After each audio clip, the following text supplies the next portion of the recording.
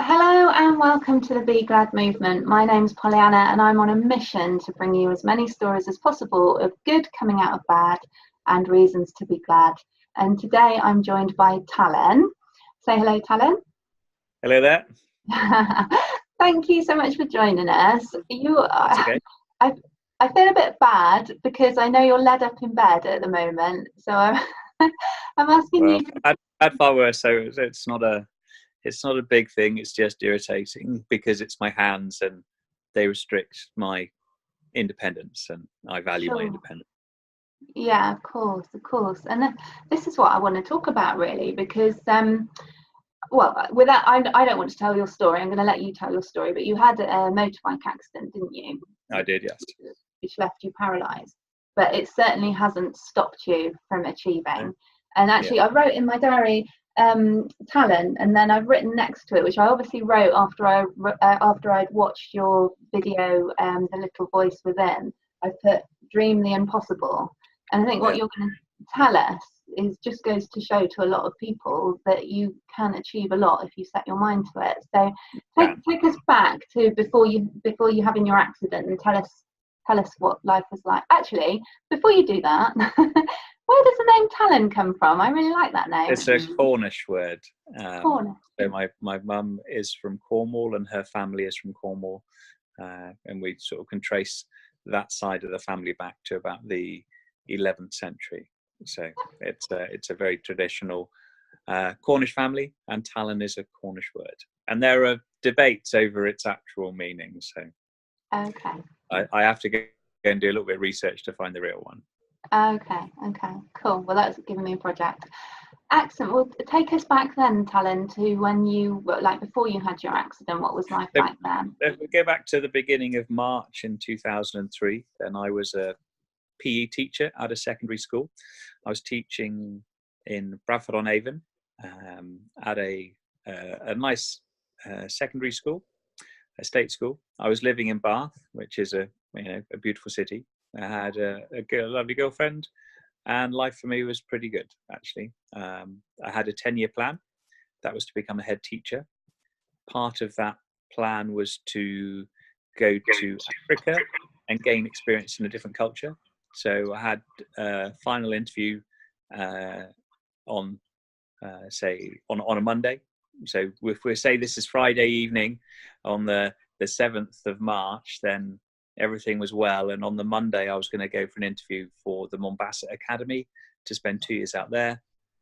Then I would have come home after a couple of years, got a job as a head of a department, then become a deputy head teacher, and then become a head teacher.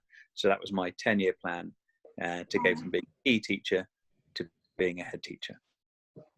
And everything was really cool. I was, having a fantastic life. And then tell us about what happened. And then on Saturday morning, I got a phone call from a friend to ask if I would go and help out. They were one short for a rugby match. So off I went to help out. And on the way, I was knocked off my motorcycle, and I was thrown straight underneath the path of the oncoming traffic. The car that was coming towards me wasn't able to take any avoiding action. They went straight over the top of me, effectively shattering T4 and T5, the vertebrae, and that severed the spinal cord, immediately paralysing me from the chest down. My left-hand side was crushed, puncturing my left lung. I was rolled under the car. My head had got trapped underneath the car, and I was dragged down the road by my head, and that broke 2 more bones at C6 and C7. And then I finally came out of the back of the car. I was still alive. I just couldn't believe it. So, that was in an instant changing from being an active PE teacher with all these dreams and aspirations of, going to a new continent, becoming, head of a department, deputy head and head teacher. So all of those dreams were effectively crushed, shattered, destroyed in an instant when I went under the wheels of the oncoming traffic. Oh, gosh. Initially, I had a 1% chance of survival. I had major internal injuries. I was bleeding into my right lung, so I filled that up with blood, and it's all credit to the actual medics that they were able to keep me alive.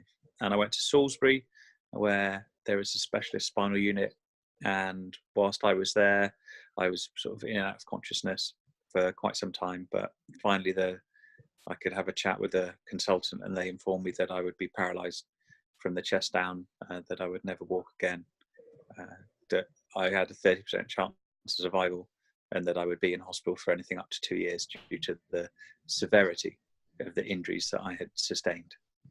Oh, crikey. I can't even begin.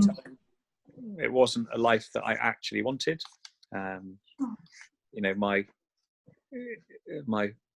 enjoyment in life was all derived from sport, physical activity, teaching, and I wasn't going to be able to do those things. And I thought it would just be cruel for the doctors and nurses to keep me alive. So I wanted them to switch off the life support machine to allow me to it was going to be far more humane to let me die.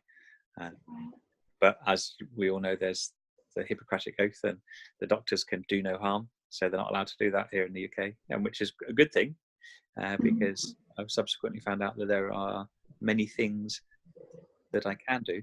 However, at the time of change, often we can't see far enough down the road to realise that there is a reason to continue, and that change can be anything. It's not necessarily saying that you need to be paralysed. There can be any major change in your life. People can go through a bereavement, people can go through just changing house, changing job, changing schools. There is always something that is quite significant when a change happens. Often you just see the change and you can't see beyond it, and I was at that point, certainly when I was in hospital. Sure.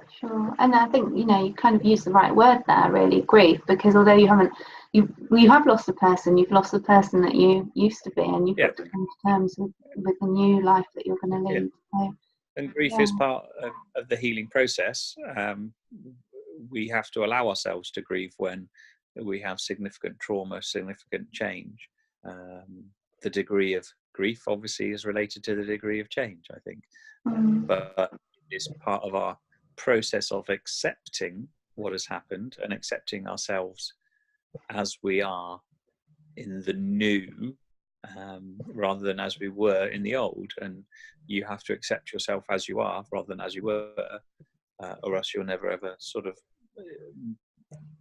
go forwards. You'll always look over your shoulder at the past and make all comparisons of the future with the past, and if they don't correspond, then you won't move forwards. Whereas accepting who you are in the here and now means that you can look forwards at the things that you want to do, look at yourself as you are, and figure out a way of doing it.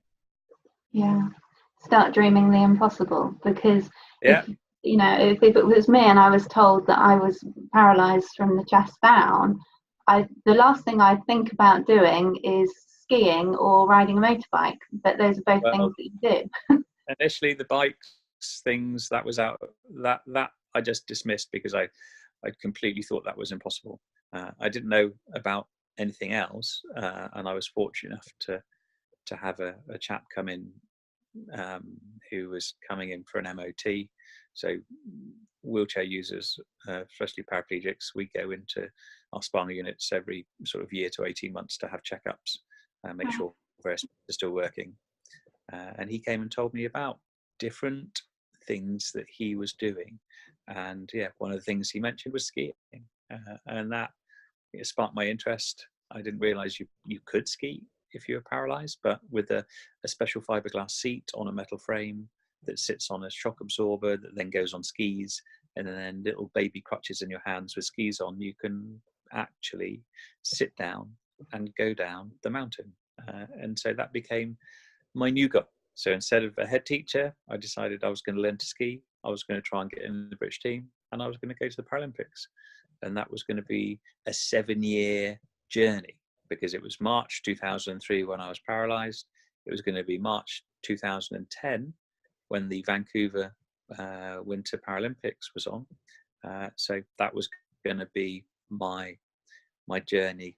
And so I then had something to hold on to. I had hope, and I had a new goal. And it's very important for people to have knowledge of opportunities, to have hope when they have this change, so that they can look forwards. And I could see beyond the immediate paralysis and beyond the the immediate things that were happening in my life, to a time when possibly I could ski, and ski well and compete and go to the Paralympics. And by able to look that far ahead, it meant that I sort of started to accept what had happened, adjust my mental thinking to try and to reach this new journey. And I was going to have to manage it in small steps. I couldn't do it in one go. There were going to have to be smaller targets to reach. And the first one was obviously for me to stay alive. So I had to focus on that. Recovery, clearing the blood out of my lungs, repairing what could be repaired, then rehabilitation, learning to be a wheelchair user, then trying to figure out how to live independently, then learning to ski, and I've chosen to do something that I'm not even sure if it's possible for me to do. So there are lots of things. Did you used to ski at all before your accident? I skied before, and I knew that I derived a great deal of enjoyment and excitement from skiing. So this was pretty well much ideal for me, because I love being in the mountains. Even going up on the chairlift and looking at the views was amazing. So I thought if I get that same enjoyment, the same happiness from being in the mountains, then that would give me a reason to continue. And off I went on this new journey. Well, tell us a bit more about the process. So obviously it was a 7-year process, you say, from having the accident to getting to the Paralympics. Can you remember what it was like getting into the team and the selection process and stuff like that? What did you have to do? Well, first off, I had to learn, and I went with a charity called Backup to Winter Park. And I was put in something called a bi-ski, so that's got 2 skis underneath it. It's quite stable, and I found that fairly easy to ski. I then thought, well, this will be easy for me to go and race. And then I was told that you can only race something called a mono ski, which has a single ski underneath it, and they're quite wobbly. And so, I said, I wanted to have a go on one of those, and was told that, well, it's not really possible for people with high level injuries. So I'm T4. I have no stomach muscles. I have no core stability. I said, well, normally you don't ski those things. So I had to sort of plead, and then they finally gave me one, and I thought I'd ski, and all that happened was that I fell over, and I fell over a lot. I fell over every 3 or 5 yards. I didn't really go very far without falling over. And it was a constant battle for me to try and figure out how to actually ski, and I was getting bruised and I was getting frustrated, and it was just an absolute disaster. And I for a while thought that it wasn't going to happen. I wasn't going to learn to ski, but I just kept plugging away. And then on the 6th day, I finally had a breakthrough where I managed to go sort of 300 yards and come to a stop, and I didn't fall over. And it was the eureka moment. It was that reward for not giving up, for always giving it one more go. Even when people told me to give up and go back to the bi-ski, I kept saying, no, I'm going to give it one more day. I'm going to give it one more day, give it one more run, give it one more go. And then finally this little breakthrough, and then that became sort of a more regular occurrence for me to go sort of a couple of 100 yards before falling over. And then one day I managed to get sort of down one run without falling over, and it was amazing. I was so happy to have done that. Awesome. Then I went again a month later to Whistler, and I sort of could stay up, but I couldn't really control where I was going. And I needed to learn from the best, and the best were obviously the British team. And I found out they were doing their training in France, and I went along and I joined them and I watched them and talked to them, and then we sort of figured out that I needed to do some more adaptations, and what I needed was a way of controlling my hips. And so we took the straps off my luggage and built shoulder straps. Wow. So attaching the straps to the back of the seat, coming up over my shoulders and then down to my hips, meant that I was able to control my hips by shrugging my shoulders, which meant that I could go left and right around the gates. And I performed well enough at the trials to be invited to join the development squad. Wow. And so just 14 months after my original accident, I had managed to get well enough to leave hospital, go skiing, find a way of adapting the sit ski, and then getting into the development team. Did you just say 14 months after the accident? Yeah. So 14 months after the accident, with some true grit, determination, and a couple of luggage straps, you got yourself into the development. That's amazing. That's so cool. So it was tough, and I had to be belligerent and not give up, especially when I was learning in Winter Park. The constant falls, the constant bruising and battering and exhaustion. It was very draining, but I was just so determined to succeed. I wanted it. I mean, being in the mountains was beautiful, and that helped because it was something that I was passionate about. I was passionate about the mountains and the snow and the amazing view you get. And also the feeling of accelerating down the snow. That's a wonderful feeling. It's a great rush. Sure.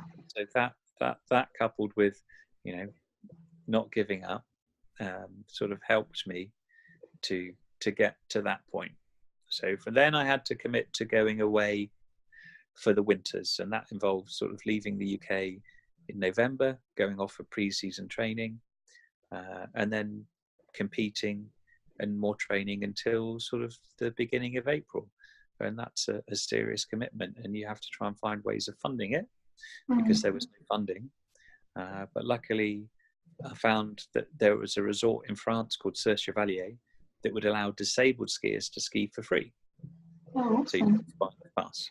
And then I found that there was a hotel that had a porter's room, and they were going to let me stay in the porter's room for free. And then I was able to persuade the children's race team that I could go and train in the gates with them.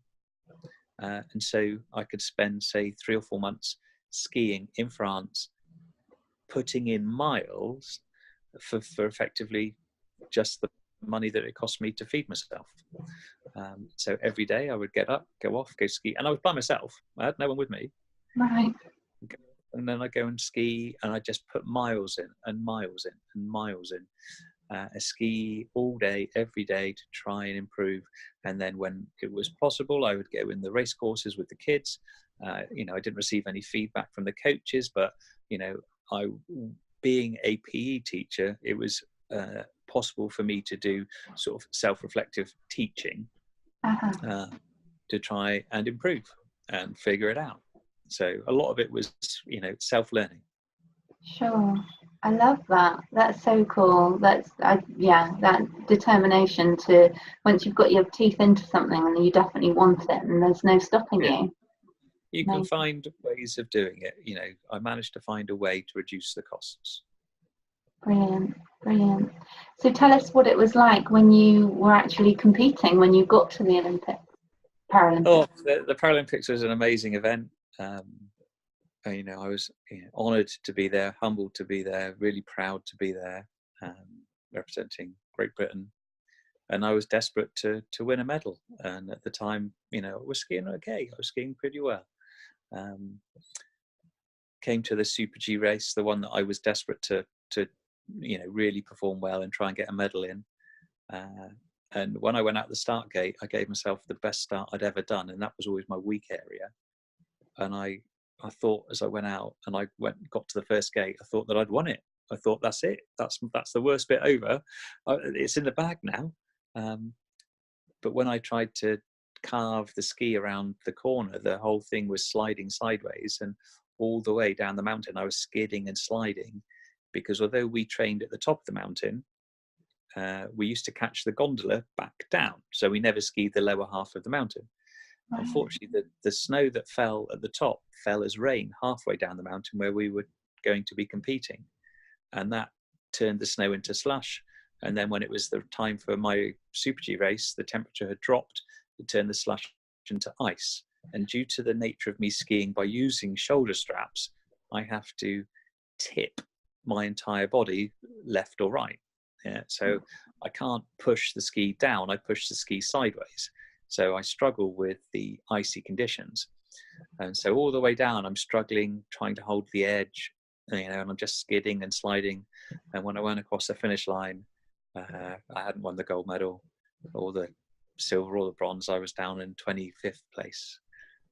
And I did feel as though, I was a total failure, that I'd let everybody down, and that I'd wasted that 7 years of my life. And I couldn't believe it.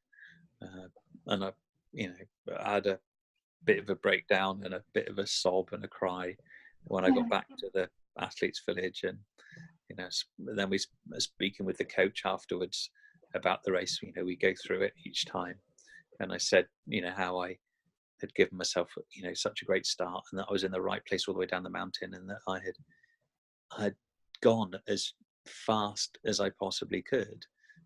And they said, well, you gave your best, and that's all that we can ask for. So they were really pleased for me and told me that I should be pleased for me, because when it mattered, I had given my best performance.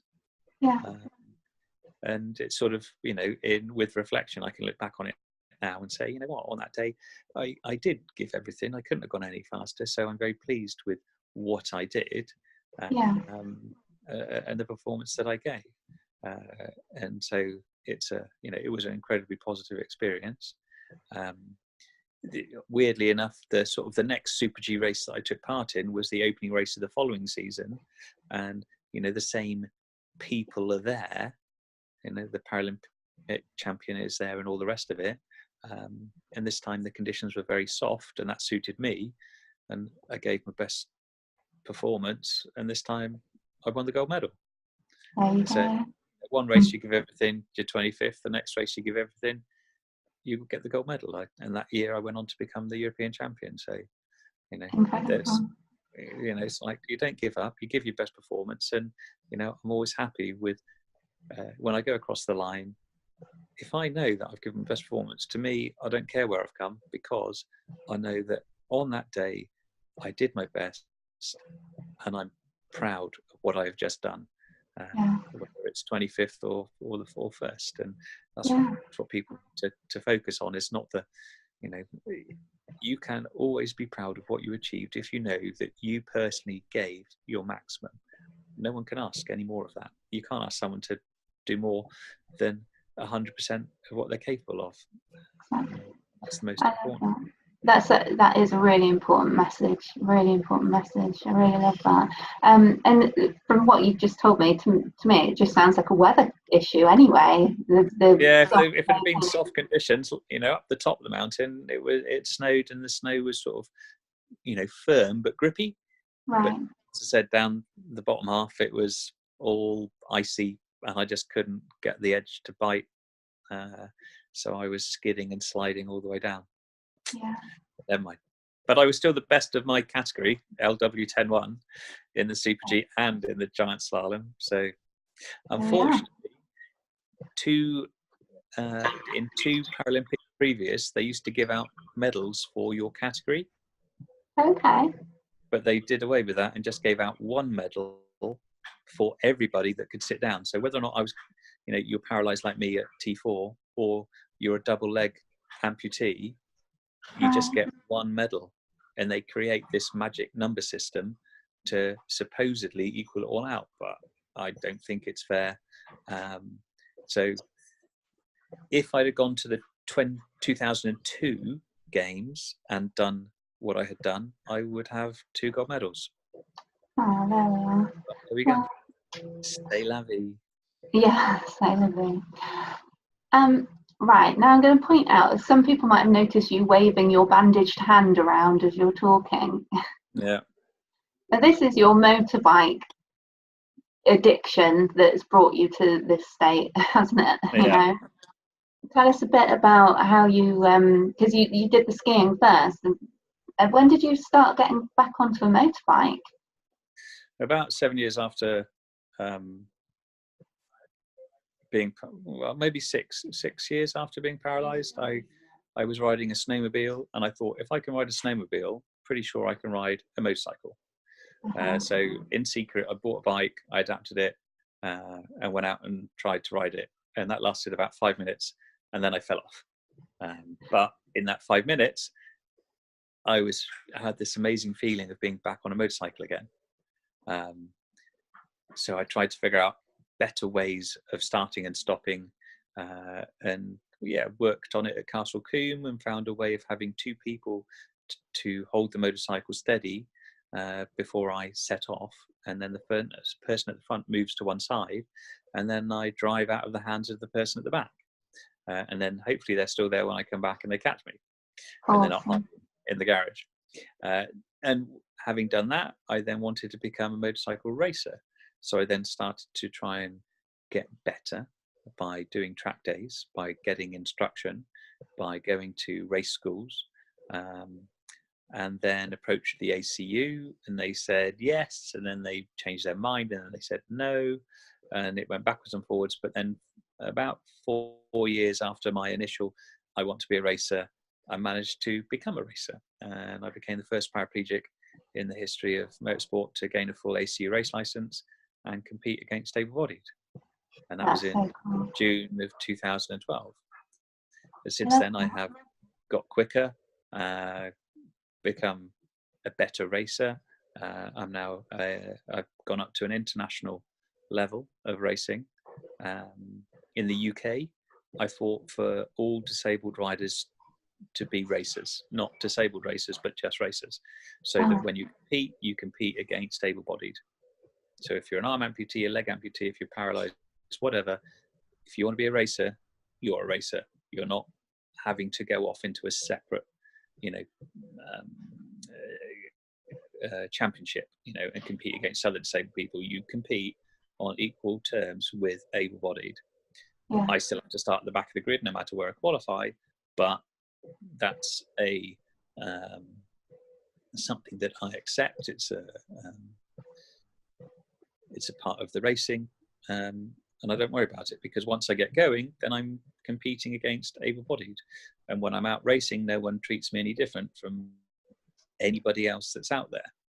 Unfortunately, sometimes they do hit you, and that's what happened in the very last race of this season. Is that someone came up the inside, they got on the power, they drove the bike out wide, they hit my shoulder. The shoulder obviously knocked me, and the front of the bike washed away. And in the ensuing, I was doing about 100 miles an hour when I came off the bike, and in the ensuing tumble, I fractured my thumb, and I lost my little finger. Oh, Talan. So, yeah, that was 10 days ago. Hence, I look a little bit grizzled, because it's a bit difficult to use my hands and get out of bed. So I've been basically in bed for the past, ever since I came out of hospital and had the operations to remove the finger and to stabilize the thumb and wire it together. Then I've been stuck in bed. You're such a good sport talking to me, because I sent you the message on Facebook and asking for an interview, and then I read some of your page and I was like, oh no, is that a really bad accident?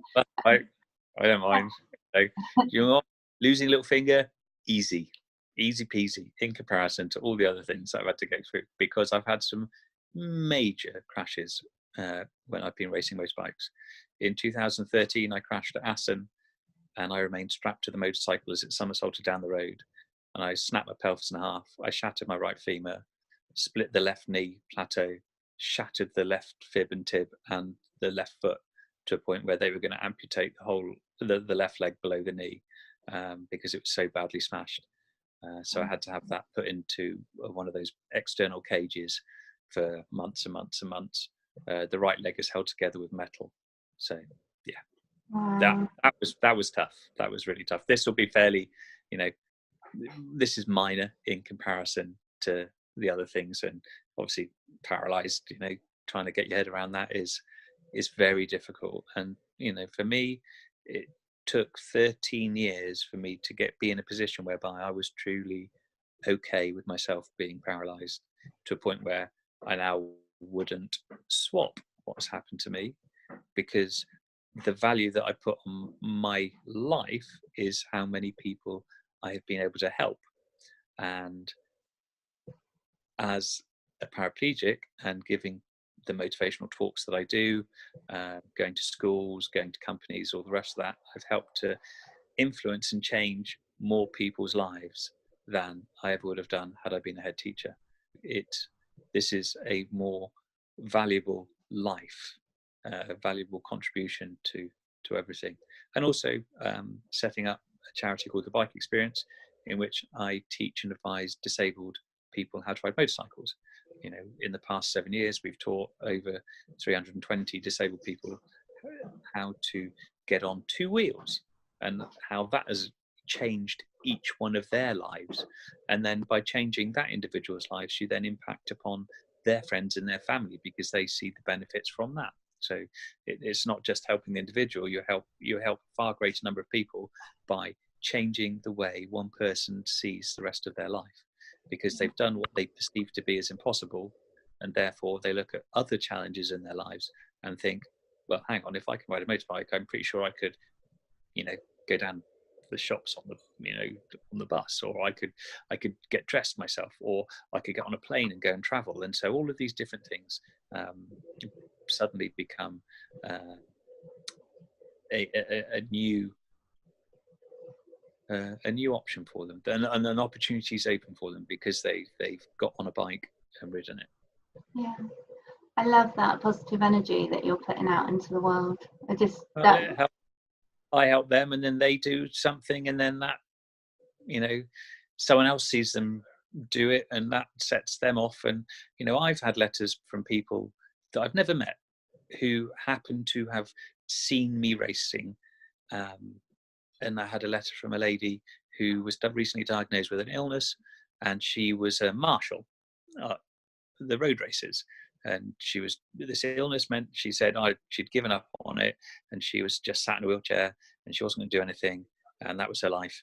And then she saw me paralysed racing a motorcycle, and realised that if I can do that, she could still do her marshalling. So she booked herself into physio, she booked herself into hydrotherapy, and she is now back marshalling again, because she saw me do it. And so it's very powerful, you know, just doing the things that we do as individuals can have a massive impact upon others. If they see someone not giving up, it's amazing how that can have a knock-on effect, and how it can influence others. And so, I mean, each person should never underestimate their own sphere of influence upon what they do, and how it impacts upon others, even if they've never met them. Yeah, and I love what you said earlier about you helping an individual, but then that ripple effect into their family and friends as well, that it makes them feel better. A wife of a guy that came to the Bike Experience wrote to me to say, a year later, to say, she wanted to thank me, because since this chap had come to the Bike Experience, you know, for this previous 17 years, he hadn't even left the county he lived in. But since the Bike Experience, he was a different person. Hardly anybody recognized him. And they'd been on holiday 3 times. He was off doing other activities and getting involved in other different things. And it was the person that she was with before the accident. And suddenly this person had resurfaced after 17 years of being dormant. And so that was a fantastic thing. And so her quality of life had gone up through the roof, because, you know, she was now traveling again and going on holiday and being far more active, rather than just sitting at home with this guy who was miserable as sin. Fantastic. Phenomenal. How long are you going to have to be lying in bed for before you're going to be up and at it again? Well, I get up as soon as possible, but I have to be careful I got to try and get to work. I've had to cancel my work this week, but I'm going to try and see if I can get to Dublin next week, because I've got to go over there and do some work. So hopefully I'll get my girlfriend to come along and help me, lift me and shift me, and all the other sort of people that are at the hospital, because people who are so my mate is a tetraplegic, Peter, and he travels to Bolivia and he can't use his arms. So if he can get to Bolivia, I'm pretty sure I can get to Dublin without, with this hand all bandaged up or plastered up. I'll be all right. So it's again, I take inspiration from those that I know as well. So hopefully I'll be all right. I've got wound dressing for the little finger tomorrow, and then on the 12th of November I go back to the fracture clinic for my thumb, and hopefully they'll take the wires out and maybe just leave me with a splint, and that will make life a little bit easier for me to be able to get dressed in and out of bed and all the rest of it. Sure. Well, thank you. It's only a small time in comparison to the other things that I've gone through. Sure. Being paralysed initially, I was in bed for 16 and a half weeks for bed rest before I even started to get up. So that was quite a long time. And when I shattered my legs, that was months and months was spent in bed being unable to move, and that was frustrating. Sure. Wow. Bit of an irritation, not too much of a setback. No, exactly. Not with your mindset and attitude. Definitely not. Thank you so much for joining us. That's right. I really appreciate it. And My pleasure. I'll share all the links to the bike experience and the bits and pieces that you're up to at the end of the video. Yeah, the little person inside, which is the Vimeo, and Dream the Impossible, which is the iTunes, Amazon one. So even if people aren't into bikes, then it's an interesting story. Cool, thank you. If you liked this video, then please do hit the like and subscribe button, and you'll get links, you'll get notifications when new videos are uploaded. You can follow us on Instagram, Twitter and Facebook. If you search at Be Glad Movement, you'll be able to find us. Please do get in touch if you've got a story to share. It doesn't matter if it's similar to a story that's already been shared, because I really do believe that your story and your voice has the ability to help someone in their time of need. Thank you for joining us, and I look forward to seeing you in another episode. Many thanks. Bye-bye. Bye.